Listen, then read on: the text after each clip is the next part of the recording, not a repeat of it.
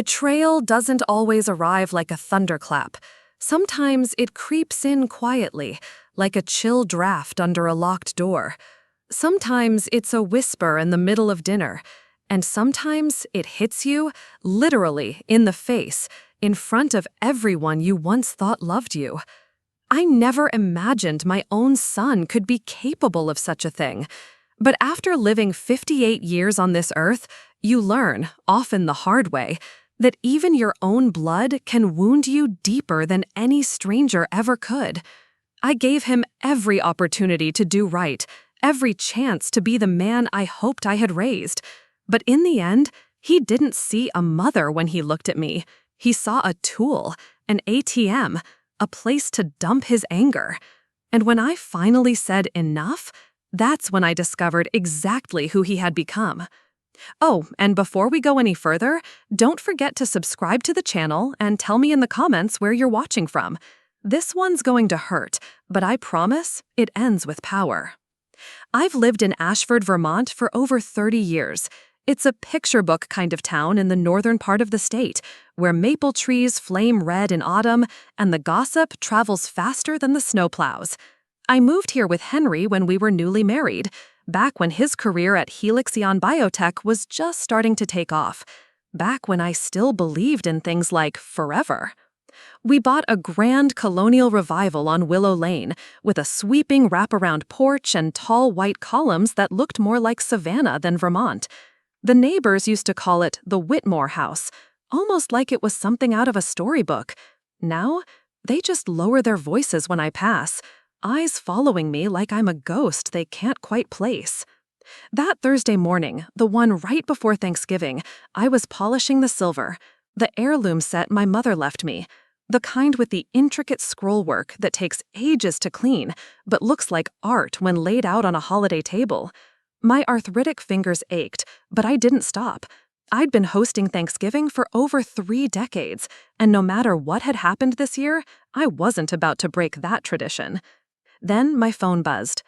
Nathan Whitmore, it read. My son, 40 years old now. He had my father's square jaw and Henry's cold, calculated eyes. A dangerous combination, really. Mom, he said when I picked up. That overly bright, practiced tone he used when he needed something was already on full display. Just confirming we're still good for tomorrow. Laura's making her sweet potato casserole.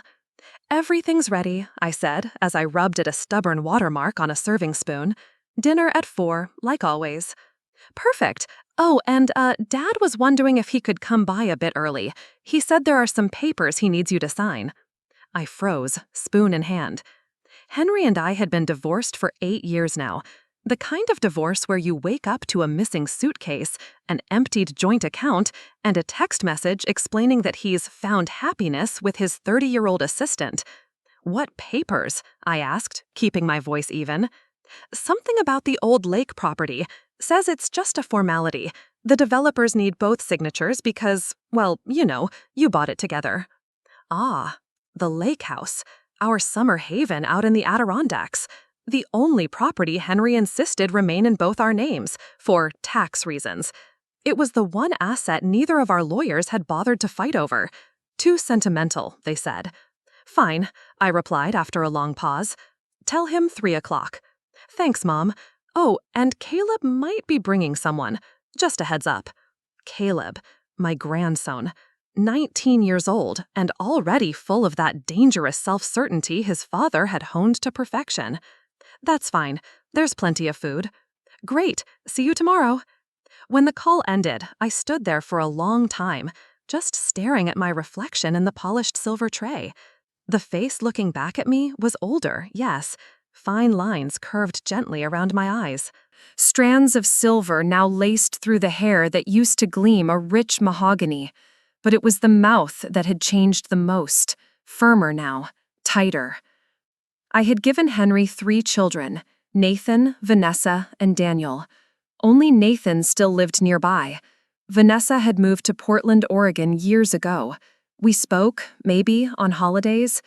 Daniel had died 12 years ago in a car accident, leaving a crater in my chest that nothing could ever quite fill. Henry hadn't shed a single tear at the funeral. I never forgave him for that. That night, sleep never came. I lay in bed thinking about the lake house, the one place untouched by our divorce, by the bitterness that came after. It was where I taught my children to swim, where we roasted marshmallows under open skies, where Daniel had stood beaming as he announced his engagement. The one piece of our past Henry hadn't poisoned. Not yet.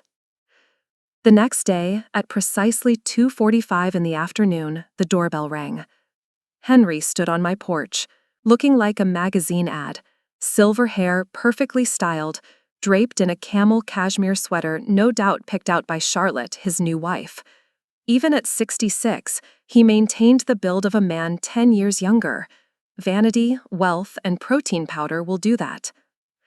"Margaret," he said smoothly, that false warmth in his voice like honey with vinegar beneath. "You look well." "Come in, Henry," I replied, stepping aside. "Nathan said you had papers."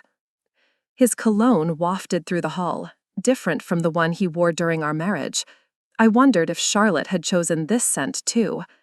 He followed me into the living room, leather messenger bag slung confidently over his shoulder. "Yes, just a simple formality," he said, pulling an envelope free. "The development firm needs both our signatures since we're still technically co-owners." "Development firm?" I turned to him, frowning. A flicker of hesitation crossed his face. "Nathan didn't tell you. We're selling the lake property. A resort company is buying it. Condos, a golf course, maybe a wellness spa. The offer is substantial." The room felt like it was tipping under my feet. "You're selling Whispering Pines without even speaking to me?" Henry had the nerve to look slightly sheepish. "I assumed Nathan had mentioned it. We've been in talks for months." Months. My son and my ex-husband had been planning this behind my back for months, and neither of them had said a word. "The place has been sitting idle," Henry continued, already slipping into his corporate tone, the one he used when justifying ethically questionable decisions. "It just makes sense, financially." I stared at him, then at the envelope in his hand, and for the first time in a very long time, I felt the kindling of something deep inside me, something cold, something sharp. And I knew this was only the beginning. Henry continued, and I recognized the voice he always used when he thought I needed something explained to me like a confused intern. Slow, patronizing, precise. "It's really just common sense financially, Margaret. The return on investment here is—" "Stop," I said firmly, lifting my hand mid-sentence. "Just stop talking to me like I'm some clueless housewife you need to break the numbers down for." He exhaled heavily. That sigh. God, I'd heard it 1,000 times. The one that said, "You're being difficult again, Maggie." The one that used to make me feel small. "The papers are here. The sale's going through, whether you sign today or next week. I just thought it'd be simpler to do it before everyone arrives." Easier for him, of course. Always easier for him. Never mind how I felt. Never mind the facts. "How much?" I asked. "What?" "How much are they offering for the property?" He named the number. My eyebrows shot up. It was a good deal. More than good, honestly. Enough for me to live comfortably for the rest of my life, even if I only got half. My stomach twisted. "And when were you planning to tell me about my half?" I asked, folding my arms. Henry shifted uncomfortably on the sofa. "Well, technically, the original investment was from my premarital assets. My attorney has all the documentation." I stared at him for a second, and then I laughed, a hard, bitter laugh that cut through the living room like glass on granite. It startled both of us. "Henry," I said slowly, "we bought that property 10 years into our marriage, with money we saved together. Don't you dare pull the premarital assets trick on me." "The down payment," he countered, "came from my early portfolio." And every single mortgage payment after that came from our joint account, the one I contributed to while managing your household, raising your kids, and working part-time so you could chase your little empire at Helix Ion. Remember that? His jaw tensed, like he wanted to argue, but didn't have a comeback polished enough to win. Margaret, don't make this harder than it needs to be. It's a clean process. You sign, I sign, and it's done. Just like our marriage ended so cleanly, huh? I snapped. The words flew out of my mouth before I could stop them. His expression turned stone cold.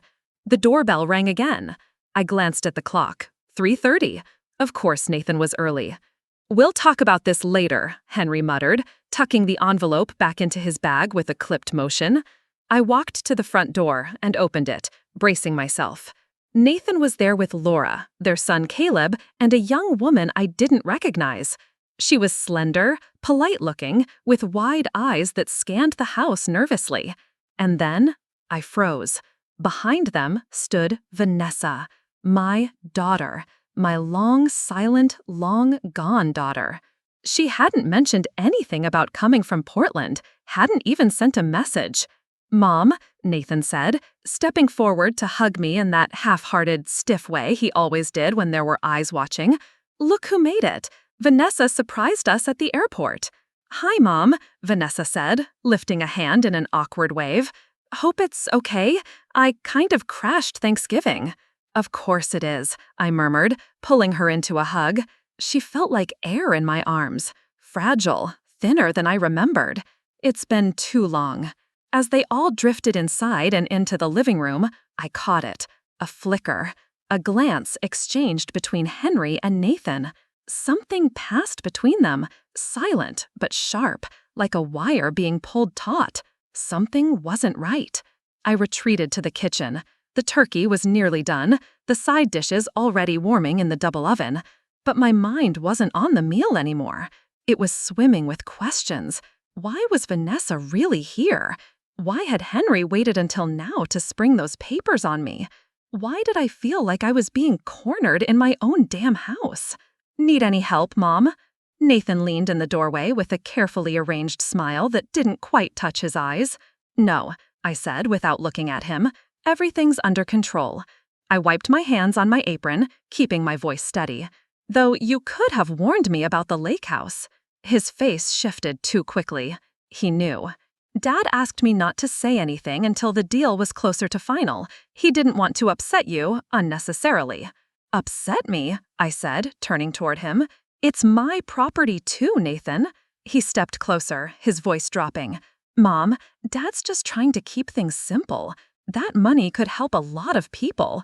Caleb's tuition is through the roof, and Vanessa's startup is bleeding out. It's not just about you." Ah, so that was it. They'd already planned how to spend my share of the money. "And what about what I need?" I asked, my voice suddenly quieter, sharper. He looked confused, truly, genuinely puzzled. "Well, you have this house, and your pension, and that's supposed to be enough? Because I'm 58, I should just shut up and sign away my legacy so you can all build yours?" He hesitated, then shrugged. "You've always been the one holding us together, Mom. What's so wrong with helping us now?" I turned back to the turkey without answering. "The bird should be ready in 30 minutes, I said flatly. "Go tell everyone to get settled." As he left the room, I stood motionless. The kitchen that once brought me joy now felt like a stage, set perfectly for a scene where I was supposed to play the same old part. The nurturer, the peacemaker, the one who sacrifices. But not today. A coldness settled inside me, not cruel, but clear, sharp as sleet.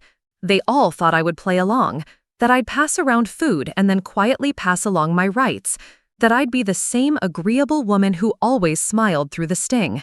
They were wrong. I hoisted the turkey from the oven with practiced ease, its golden skin gleaming beneath the kitchen lights, carried it into the dining room like armor. The table was a portrait of holiday perfection. Crystal glasses sparkled beneath the glow of the chandelier. Burnt orange napkins folded like autumn leaves. Handwritten place cards in my best cursive, still intact from when effort mattered more than appreciation. "It looks beautiful, Mom," Vanessa said, though her eyes didn't rise from her phone. Everyone took their seats. Henry at the far end, of course, a throne he claimed decades ago and never gave up. Nathan and Laura sat to his right, Vanessa to his left. Caleb and his girlfriend, Riley she'd said her name was, were placed beside me. The chair that had always been Daniel's sat empty, like it had every year since the accident. Henry raised his wine glass, already performing. "Before we eat, I'd like to offer a toast. To family. To new beginnings." His eyes met mine like a dare. And I smiled. But not the way they expected. "To family," they echoed, their glasses clinking in perfect, practiced unison. I offered a thin smile, the kind that barely bent the corners of my mouth. Then I picked up the carving knife and turned my attention to the turkey. The scent of rosemary and butter filled the air, but my appetite was already gone. "Actually," Nathan said, just as I began placing slices of meat onto a plate, "we have some exciting news to share." Laura beamed beside him and reached for his hand. "We're moving." "Henry's offered Nathan a new position at his company," she added, her voice practically bubbling over with pride. I passed a plate across the table, my hand steady. "Congratulations." "Where to?" I asked, casually. "Switzerland," Nathan replied. "Geneva, specifically. The new R&D division is headquartered there."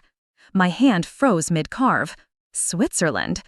"That's far," I said, setting the knife down carefully. "It's an incredible opportunity," Henry chimed in.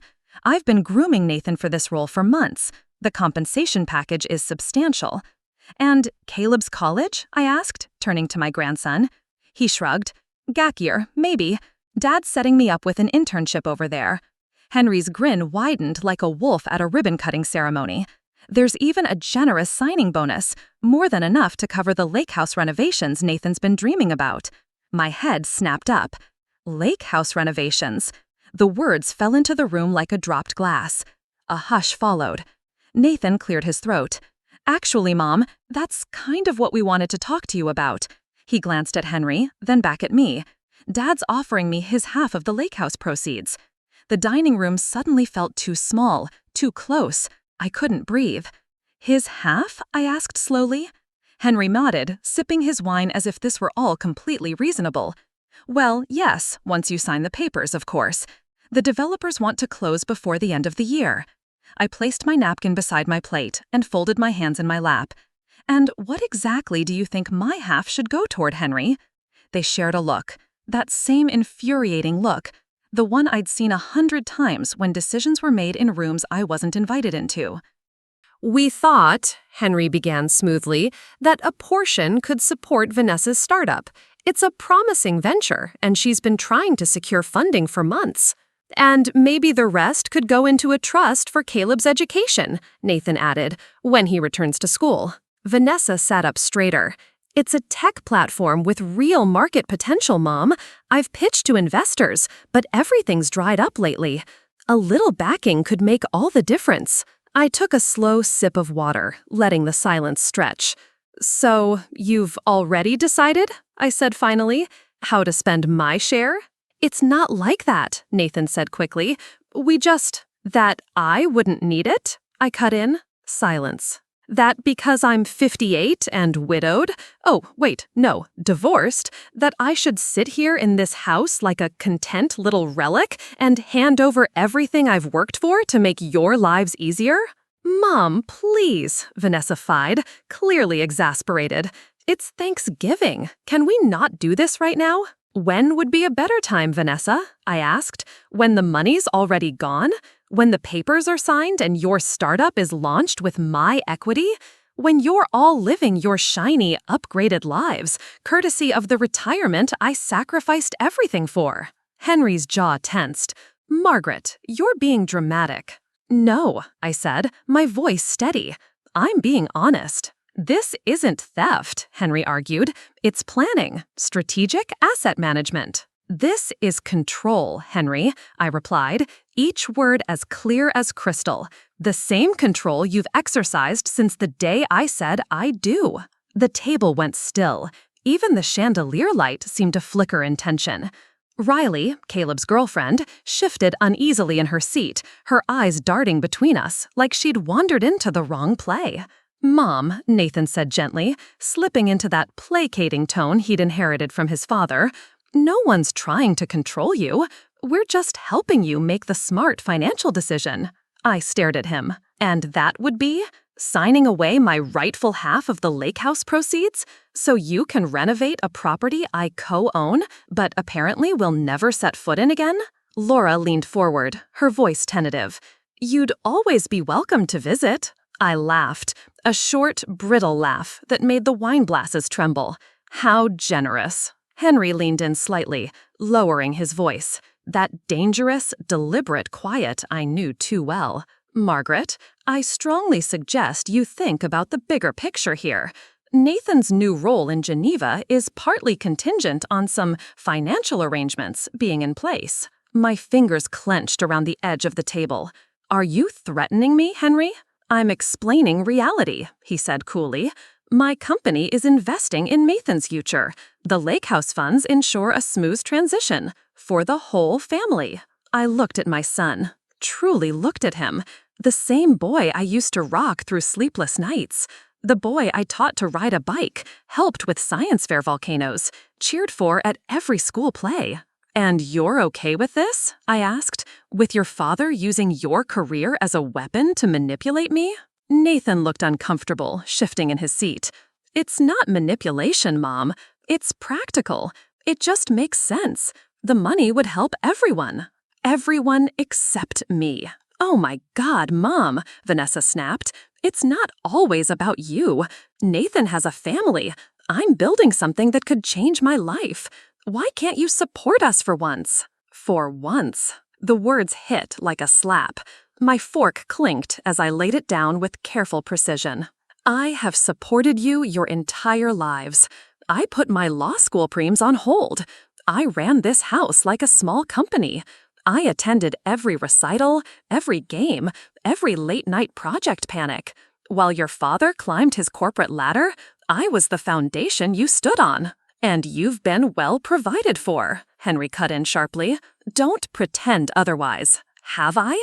My voice rose now. "You fought me over every penny of alimony. You contested the division of joint assets. You left me with a crumbling house, a pension that doesn't keep up with taxes, and a pile of maintenance costs I can barely cover." "That's not fair," Nathan said. "Dad was generous in the settlement." "Is that what he told you?" I turned to him, ice in my tone. "Did he also tell you he hid assets in shell companies? That he funneled funds offshore right before filing for divorce? That his lawyer threatened to drag it out until I couldn't afford to keep fighting?" Henry's face flushed a deep, dark red. And that was when I knew. The cracks were finally showing. And I had only just begun. "That's enough, Margaret." Henry's voice was sharp, clipped, a warning. But I didn't sit down.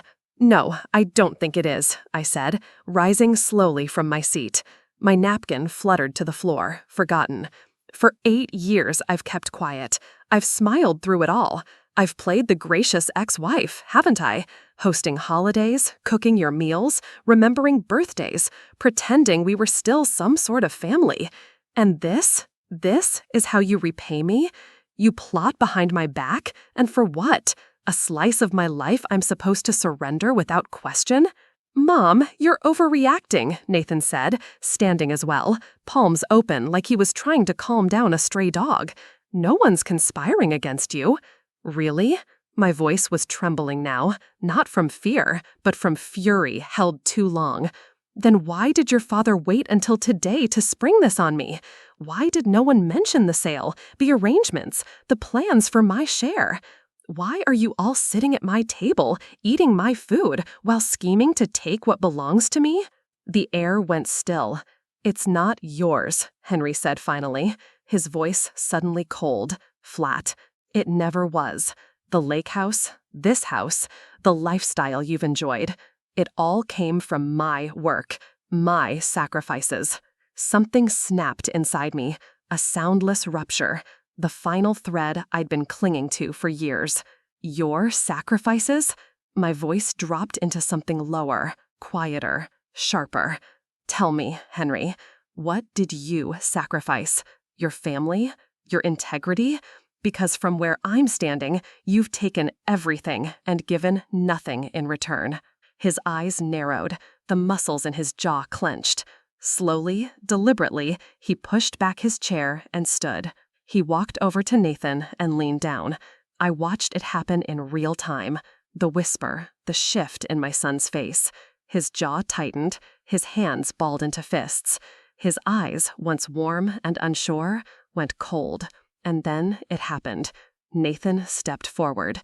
His face twisted into something I didn't recognize. Rage, pure, seething rage. His hand flew through the air. The sound of his palm hitting my cheek cracked through the room like thunder. I stumbled back, crashing into the serving cart. China shattered around my feet. My hand caught the wall, steadying myself. My cheek burned, white hot. I tasted blood. The room blurred, tilted slightly. No one moved. No one breathed. Laura gasped. Vanessa's hands flew to her mouth. Caleb half rose from his chair, stunned into silence. Even Henry looked momentarily stunned. His lips parted like he hadn't expected that final line to be crossed. But I didn't cry. I didn't fall apart. I straightened my back, lifted my chin. The sting on my cheek pulsed with heat, but I didn't flinch. Instead, I smiled. The smile felt strange, crooked, foreign, but it was real. "Thank you," I said, softly. Nathan blinked, confusion overtaking his fury. His hand hovered in the air, like it still couldn't believe what it had done. "Mom," he stammered, and just like that, he looked like a boy again, a little boy who didn't understand what he'd broken. Henry stepped forward. His face was unreadable. "Nathan was right to put you in your place. Your behavior is unacceptable." I let out a laugh, a real one, a bitter, cutting laugh that filled the silence like a siren. "My place?" I asked, pressing my fingers gently to my cheek. "Is this my place, Henry? On the floor, bleeding next to broken china? Is this what you taught our son?" "Stop being so dramatic," he snapped, but there was something in his face now, something worn, cracked, weary. Nathan lost his temper. "Apologize, Nathan." Nathan stood frozen. The color drained from his face. "Mom, I didn't mean to. God, I'm sorry." "Don't apologize," I said, smoothing the tablecloth with trembling hands. "Not yet. Not until you've all heard what I have to say." I turned away from them and crossed to the antique secretary desk in the corner of the dining room. From the lower drawer, I pulled out a slim leather portfolio. I had placed it there that morning, just in case. A precaution, learned from decades with a man who always played with loaded dice. "What is that?" Henry demanded. "Insurance," I replied, walking slowly back to the table. My lip throbbed. I dabbed it with a napkin as I sat down again. "Henry," I said, voice calm, eyes on his, "do you remember Daniel's funeral?" He blinked, confused. "What does that have to do with anything?" "You didn't cry," I said, simply. "Our son was lowered into the earth, and you checked your watch 3 times. That's not fair," he said, though there was no fight in it. "After the reception, I found you in your study, on a conference call. You looked me in the eye and said, 'Life goes on, Margaret. The markets don't pause for grief.'" I opened the portfolio. Inside was a stack of papers. I realized something that day. "Mom, stop," Vanessa said quietly. "This isn't the time." "No, sweetheart," I replied, not looking at her. "It's exactly the time." I looked back at Henry. That day, I understood. Nothing is sacred to you. Not our marriage, not our children, not even our son's memory. Everything is a transaction to you. I slid the top sheet across the table. A deed, crisp, official, dated 3 years ago, with only my name on it. Henry snatched it up. His face drained of color as his eyes scanned the page.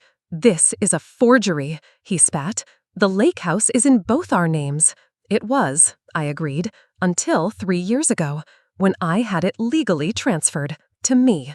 You're lying. I never signed this. You did, I said, along with a mountain of other documents that week. Your executive assistant, Kevin, I believe, was extremely helpful. His face twisted with fury. This is illegal. This is fraud. Actually, it isn't, I said calmly. Kevin presented the papers. You signed them.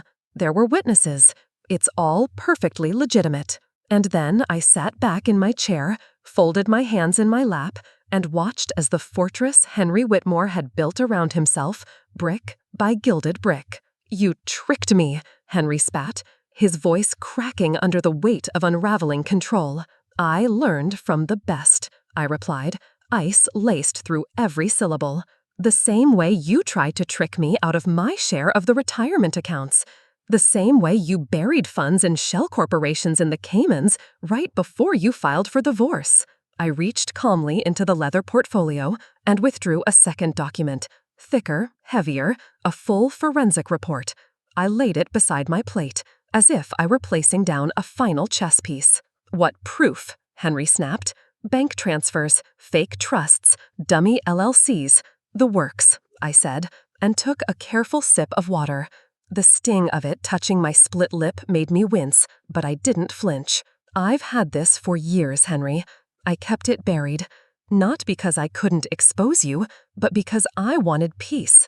I wanted our children to believe their father was still worth something. I turned to Nathan. He sat slumped in his chair now, face buried in his hands, every bit of his confidence stripped away. But today, I continued, I see that my silence didn't protect them. It cost me their respect. This is blackmail, he hissed. No, I said. This is consequence. Something you've managed to sidestep your entire life.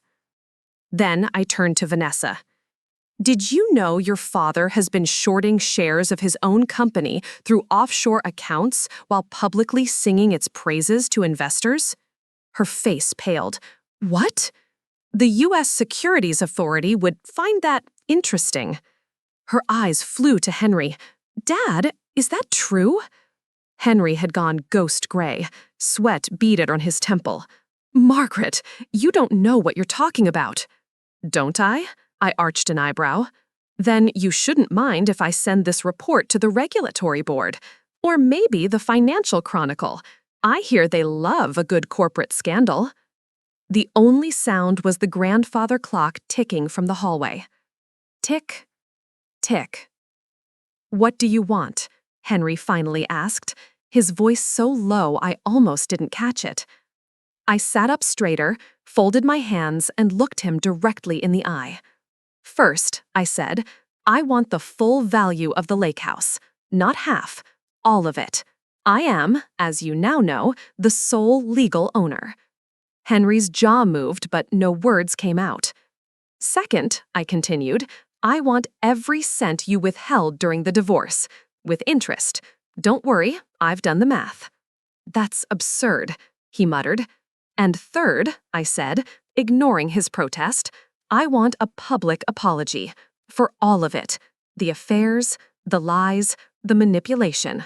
I want you to say it out loud and in writing. You're insane, he breathed. No, I said, and this time my voice was firm, crystal clear. For the first time in decades, I'm completely sane. I rose and walked calmly to the china cabinet. From the top shelf, I pulled down a silver-framed photo and brought it back to the table. I set it in front of Nathan without a word. He looked down and gasped softly. It was him, 10 years old, standing barefoot on the dock at Whispering Pines, holding up a smallmouth bass almost as big as his skinny arms, beaming. You caught your first fish that day, I said gently. Your father was in Hong Kong, closing a deal. He never came. I was the one who taught you how to bait the hook, how to wait, how to know when to pull. His eyes welled with tears. Mom, he whispered, I'm so sorry. I don't know what came over me, what Dad said. What did he say to you, Nathan? I asked, watching him closely. What words could possibly make striking your mother feel justified? He looked at Henry, then back at me, shame written across every inch of his face.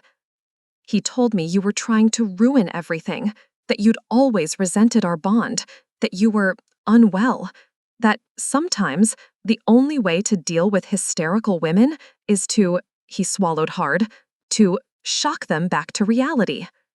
The room dropped into ice. Even Henry seemed to shrink beneath the weight of those words spoken out loud. "And you believed him?" I asked, quietly. "You've known me for 58 years, Nathan, and in that moment, you thought the answer was violence?" He couldn't meet my eyes. "I don't know what happened. It was like something snapped." "Something did snap," I said, pressing a hand gently to my cheek. Every last fiber of obligation I ever felt toward this family. I began gathering the documents calmly, placing them back into the leather case. "I'm giving you all 1 week to meet my terms," I said, standing. "After that, the files go to the authorities." "You'd destroy your own family?" Vanessa asked, her voice barely above a whisper. I looked at each of them. Henry, the man who had discarded me like I was an outdated appliance. Nathan, the son whose hand had left a red print across my skin. Vanessa, the daughter who could barely manage 2 phone calls a year but thought she was entitled to everything I had. "You destroyed this family long before today," I said quietly. "I'm just the one who finally acknowledged it." I turned and walked slowly to the dining room doorway. Then paused. "I think Thanksgiving dinner is over," I said. "Please see yourselves out. And Henry, take those lake house sale papers with you." They're useless now. No one moved. No one followed. I climbed the stairs slowly and closed the bedroom door behind me.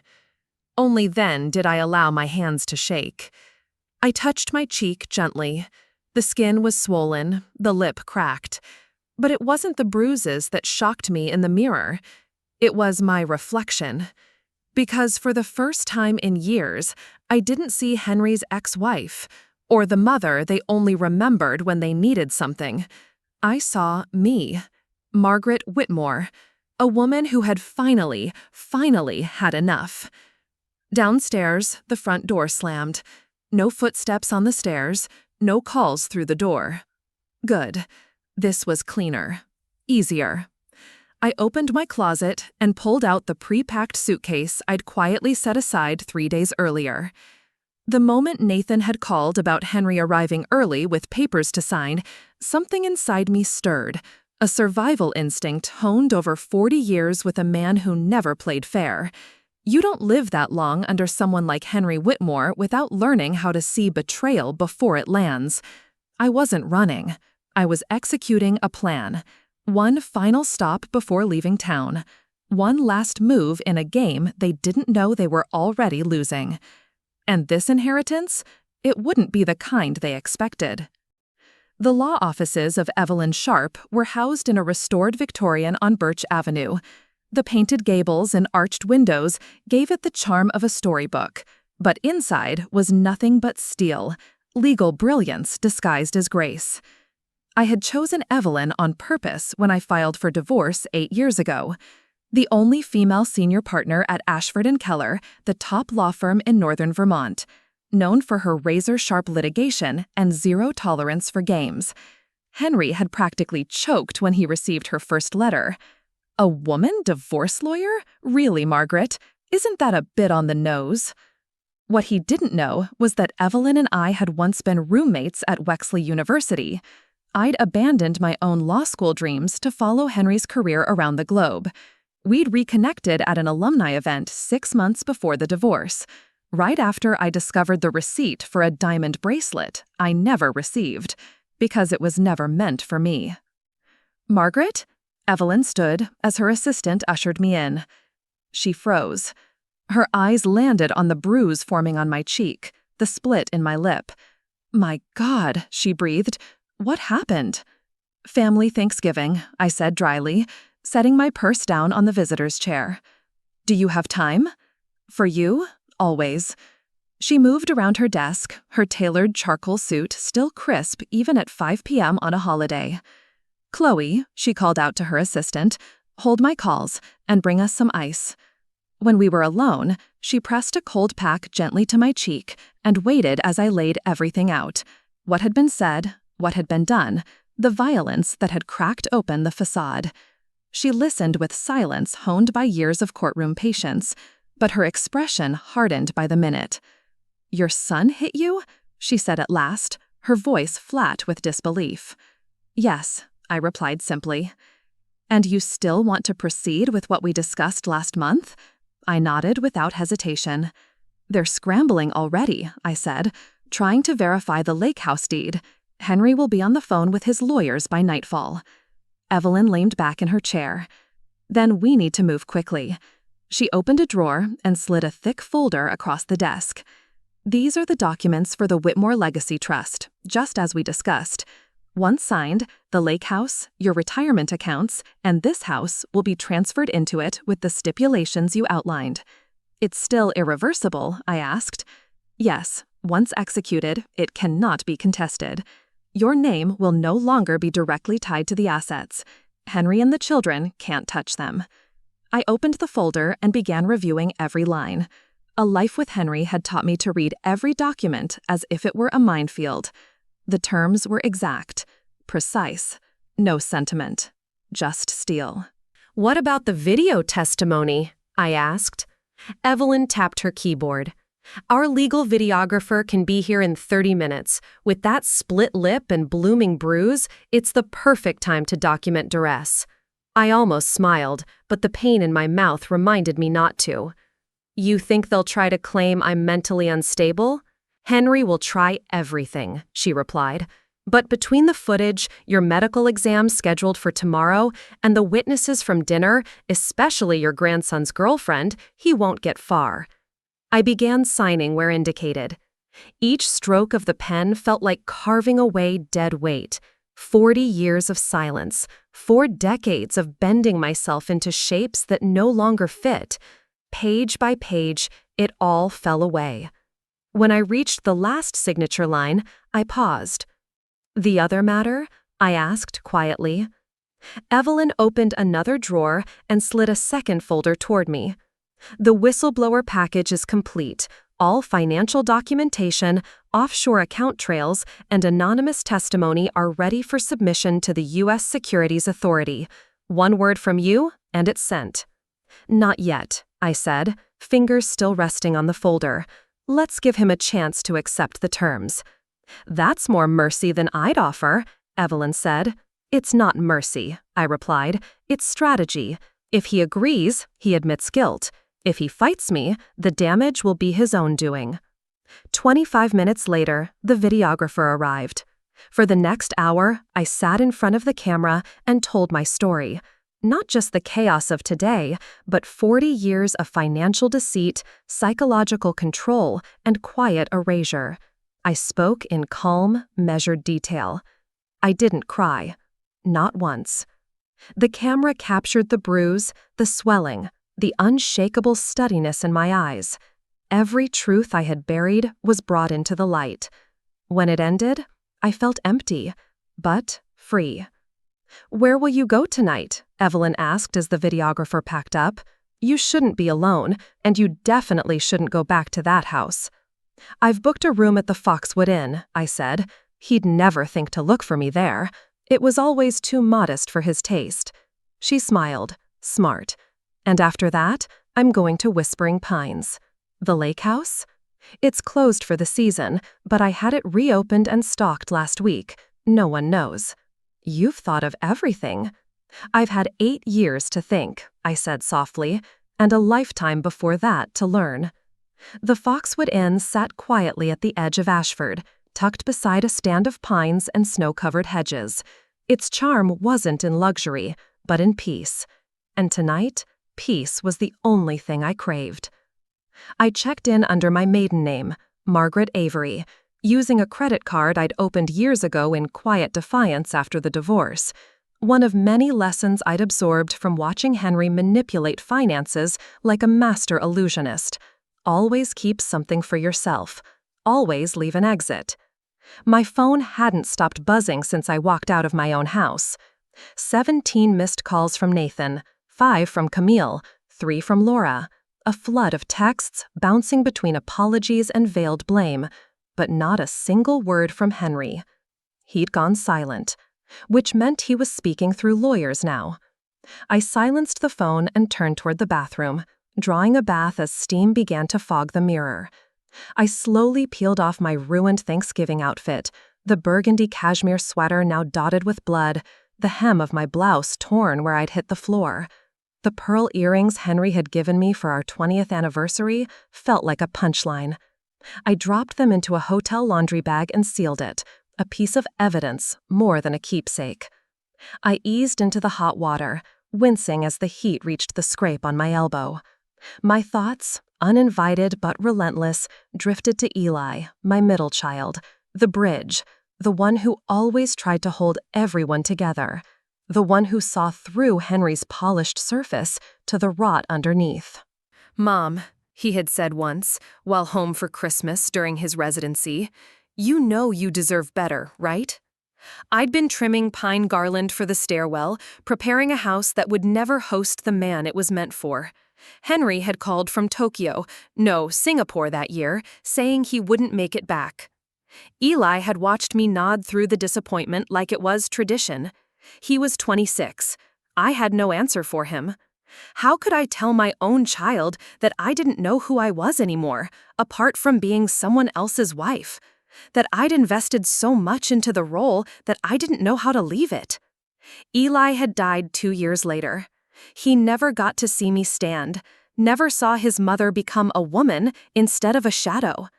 That thought broke something open in me. There, in that anonymous hotel bathtub, I let the first real tears of the day fall, silent and scalding. Not for Henry, not even for the betrayal. For Eli, for the version of me he would never meet. The phone buzzed again on the nightstand. Wrapped in the thick white robe, I padded across the room and checked the screen. A new message from an unknown number. "I know what he did. I want to help. Meet me." I stared at it, wary. Then another message arrived. "This is Riley, Caleb's girlfriend. Please, Mrs. Whitmore, this isn't right." My eyebrows lifted. Riley had seemed quiet at dinner, hunched in her chair while tension spiked around her. I hadn't expected to hear from her. "How did you get this number?" I typed back. "From Caleb's phone. He's with his dad and grandfather right now. They're at your house planning something." I sat down, tension coiling in my stomach. Planning what? I don't know exactly. They sent me to get takeout, but I heard Mr. Whitmore say something about commit papers before I left. "Mrs. Whitmore, I'm scared for you." Commitment papers. Of course. Henry's next move, his favorite move, would be to discredit me, have me declared unstable, a tactic older than time, the final weapon of a cornered man facing a woman who dared to disobey. "Where are you now?" I asked. "Coffee shop on Elm, the one with the blue awning." I hesitated. Meeting Riley might be useful. She was a potential witness, but it could be a trap. Henry was more than capable of using a scared girl as bait. "Send me a photo of where you are, right now." A few seconds later, my phone lit up with a selfie. Riley sat alone at a corner table, the pale blue walls of the cafe unmistakable behind her. Through the window, I could see Elm Street's shuttered storefronts, their holiday lights dimmed. She was telling the truth. "Stay there, 20 minutes." I dressed quickly, pulling on jeans, a navy sweater, and a knit cap to cover my silver hair. Before leaving, I snapped close-up photos of my bruised cheek, swollen lip, and scraped arm. I emailed them to Evelyn Sharp with a short note. "Meeting potential witness. Details attached. Location confirmed." Another survival tactic learned from Henry. Paper trails are lifelines. The cafe was nearly empty when I arrived. Families were still tucked into homes and leftovers. The world outside hadn't yet caught wind of the war brewing behind mine. Riley waved, her face tight with nerves, as I slid into the seat across from her. "Mrs. Whitmore, I'm so sorry," she whispered. Her eyes flicked to the swelling on my face. "What happened today was awful." "Thank you for reaching out," I said, cautiously. "But tell me, why are you doing this? You barely know me." She looked down at her coffee cup. Her fingers trembled slightly. "My mom," she said softly. "My stepdad used to treat her the way your ex-husband treated you, the way Nathan treated you today. And no one helped her, not once. No one believed her. I can't just sit by and watch it happen again." I looked at her, really looked. Young, nervous, but fierce. For a moment, I saw my own face, decades ago, before Henry, before the compromises, before I learned how to make myself smaller in order to survive.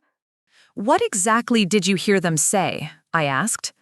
"Henry's been on the phone with someone named Dr. Harper, said you're showing signs of, acute stress disorder with paranoid tendencies, that your behavior has been increasingly erratic, that you're making wild accusations." I closed my eyes briefly. Gregory Harper, psychiatrist for hire, had testified more than once for Whitmore Holdings in employment lawsuits, always conveniently diagnosed the problem away. "They're planning an intervention," Riley said in a low voice. "They think if they can get you committed for evaluation, they can gain control of your assets. Caleb was upset about it, but his dad told him it was for your own good." "Did they say when?" "Tomorrow morning. They think you'll come back home tonight." I took a sip of the coffee she'd ordered. It was bitter. Good. Bitterness meant clarity, and I would need all of it for what came next. The heat from the coffee stung the cut on my lip, but I didn't flinch. "Thank you for telling me this," I said. Riley looked like she hadn't exhaled in 20 minutes. Young, brave, visibly rattled, but steady in the way that matters. "What will you do?" she asked. I studied her face for a long moment. "Riley, the less you know, the better," I said gently. "You've taken a risk coming here." "I recorded some of it," she blurted out, sliding her phone across the table. "When things started getting weird, I hit record." I stared at the device. "You realize that could be illegal. In New Hampshire, recording someone without consent." "One-party consent," she interrupted, a flicker of pride in her voice. "I'm pre-law at UNH. As long as I'm in the room, I can legally record, and I said enough for it to count." "Smart girl." I hit play. 3 minutes of damning audio. Henry's voice laying out his plan to have me helped. Nathan's nervous agreement. And finally, a smooth male voice, Dr. Harper, listing medication options like he was ordering lunch. "May I send this to myself?" I asked. She nodded. I forwarded the file first to my own inbox, then to Evelyn Sharp, with the subject line, "They're moving fast. So am I." "You should get back," I said, handing her the phone. "If you're gone too long, they'll get suspicious." "What about you?" she asked. "Where will you go?" "Somewhere safe." She looked down, hesitated. Then, "Mrs. Whitmore, that thing you said after Nathan hit you, about him losing the one thing his father always wanted, what did you mean?" I allowed myself the faintest smile. "He'll find out soon enough." The lake house greeted me just after midnight. Snow drifted lazily through the pines, blanketing the drive and muting the world. I used the old bronze key I kept on a separate ring, tucked away for years, just in case. Inside, it was cold, but not icy. The caretaker had done his job well. Pine, old wood, distant memories. This had never been Henry's place, not truly. To him, it was a tax write-off and a status prop. But for me and the children, it was a sanctuary, the only space that wasn't soaked in his expectations. I checked every room. Master bed, fresh linens, kitchen, fridge humming, stocked with weeks, lights, working, fireplace, ready, everything as requested. By 2 a.m., I was settled. I took my medication, dabbed arnica over the forming bruise on my cheek, and curled up in the old leather chair by the hearth, the same one where I used to read bedtime stories when Eli and the girls were small. The snow continued falling, silencing everything. I must have drifted off, because when I opened my eyes, pale morning light was filtering through the curtains. My phone buzzed. 7:36 a.m. 17 new messages. First, from Evelyn.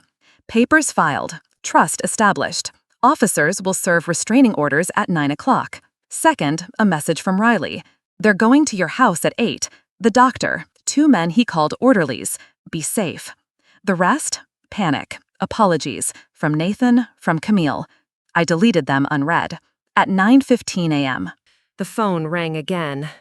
Evelyn. "It's done," she said, skipping pleasantries. "Henry, Nathan, and the good Dr. Harper have all been served. Police have your statement and the photos. The trust is live, and the deposition video is duplicated and secure." "How did they react?" I asked. "Henry threatened every legal countermeasure known to man. Nathan broke down, completely. Dr. Harper and his two muscle-bound assistants were rather stunned to be greeted by officers instead of a disoriented woman."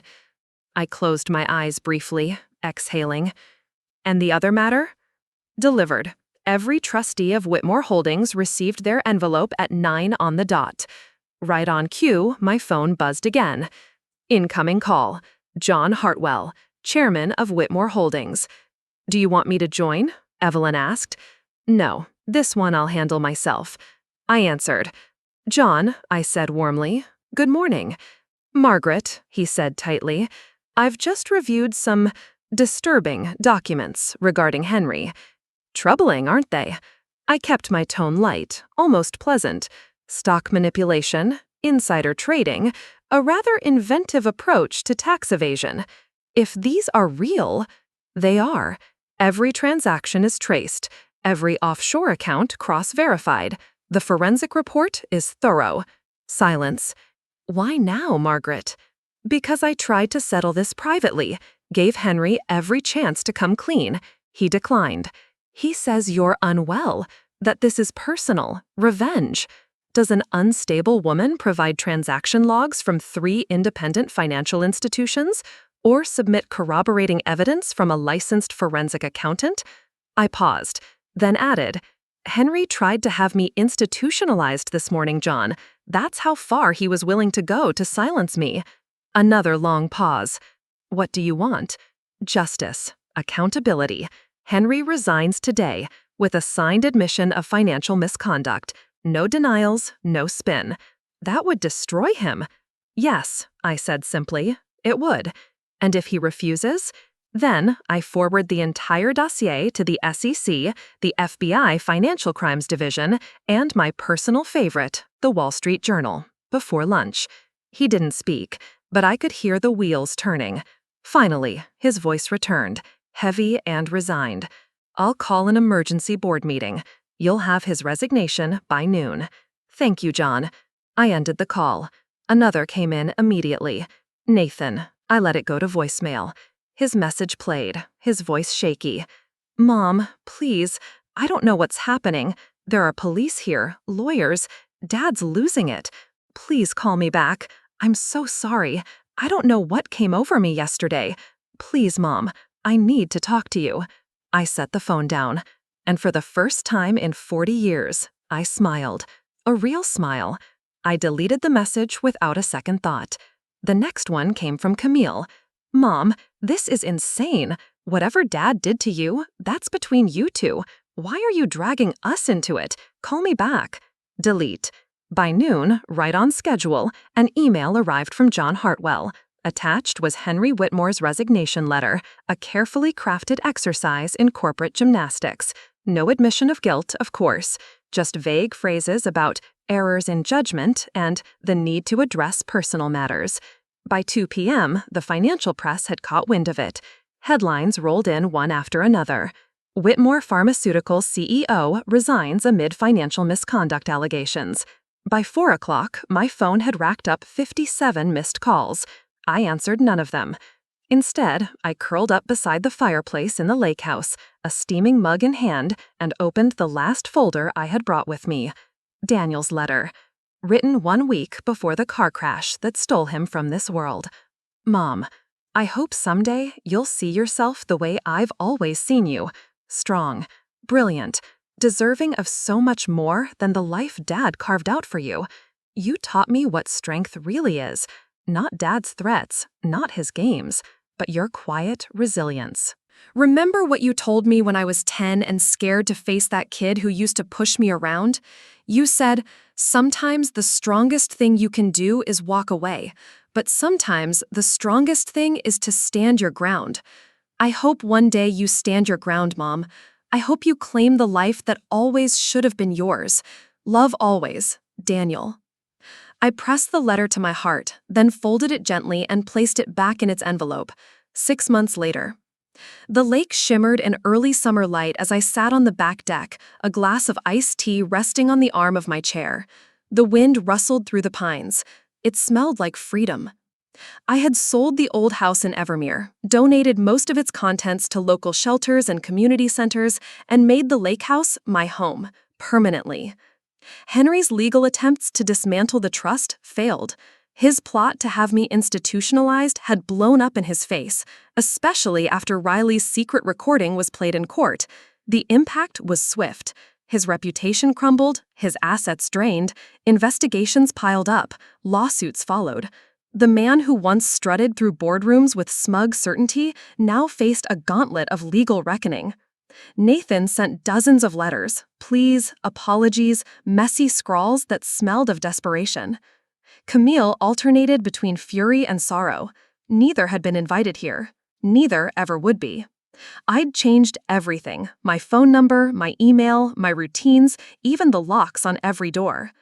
The only threat I kept was Caleb. He had broken from his father, reached out on his own. He and Riley came by sometimes. Kind, quiet, respectful. They never asked for more than I was willing to give. During his last visit, Caleb sat beside me on the deck, the air warm with June sun. "Don't you ever miss them?" he asked. "Don't you ever think about forgiving them?" I looked out at the lake, the same water where I had once taught his father to swim, where I'd watched my children splash, laugh, grow, where I had finally remembered who I was. "No," I said simply. "Some things can't be forgiven." And in that moment, with sunlight melting over a lake that now belonged solely to me, I felt no grief, no guilt, no what-ifs. Only the quiet, unshakable satisfaction of justice finally delivered and an inheritance of strength I had claimed, not from anyone else, but from within. This story is a powerful reminder that silence, while often mistaken for weakness, can be a woman's sharpest weapon, especially when paired with wisdom, preparation, and the courage to finally stand her ground. Margaret Whitmore spent decades being overlooked, controlled, and emotionally erased by the very people she had loved and supported the most. But when that silence was shattered, by betrayal, by violence, and by the unbearable truth, she didn't break. She rose. This isn't just a story about revenge or justice. It's about reclaiming identity, drawing boundaries, and proving that dignity cannot be stolen, only surrendered. And Margaret surrendered nothing. If you've ever felt dismissed, used, or underestimated, her journey will speak to your soul. If this story moved you, please like the video, subscribe to the channel, and share it with someone who needs to be reminded of their worth. And I'd love to know, where are you watching from? Drop your country or region in the comments below so we can see how far this message of strength and self-worth travels.